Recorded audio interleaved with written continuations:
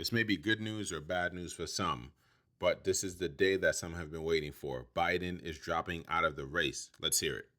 Carl, according to multiple Democratic sources, this is happening all of a sudden. Everyone said it would happen gradually and then all at once, and that's what's happening.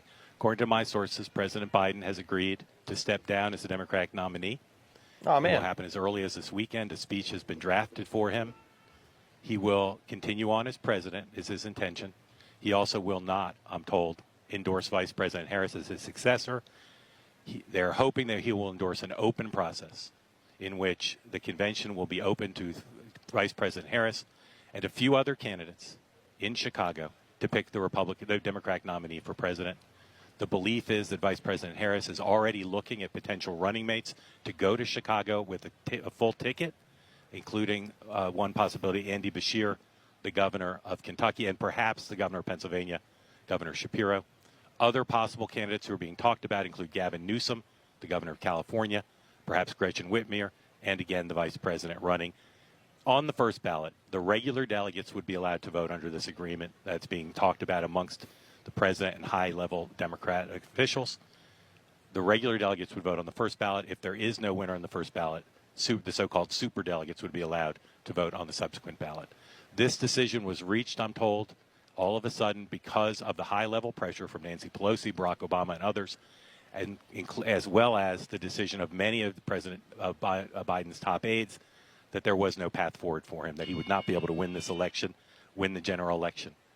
And therefore, he's stepping aside again as early as this weekend. So, Mark, what are the political ramifications for a party that based much of their platform on diversity, equity, and inclusion, and they're passing right over Kamala Harris, and he's not going to be endorsing her, according to your sources? Now, according to my sources, he will say very nice things about her. They do not want what some of my sources have been calling a Kamala coronation, that the problem, in part, that they found themselves in was that President Biden was not seriously challenged for the nomination.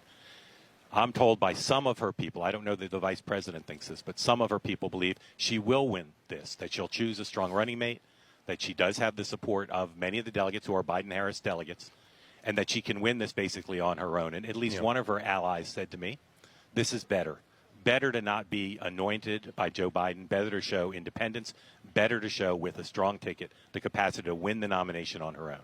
Well, Mark, that said, though, you're very familiar with campaign finance laws. He has, 200 and 300 million in his war chest right now. I believe, in my understanding, is Kamala would be the only one who could absorb that and continue on the campaign. How's that going to work when all their big pocket donors have already pushed for that?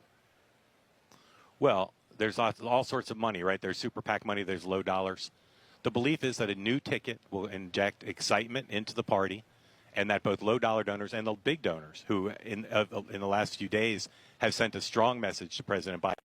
The only person who can come in and make a meaningful difference in this party is Elon Musk. He has the money.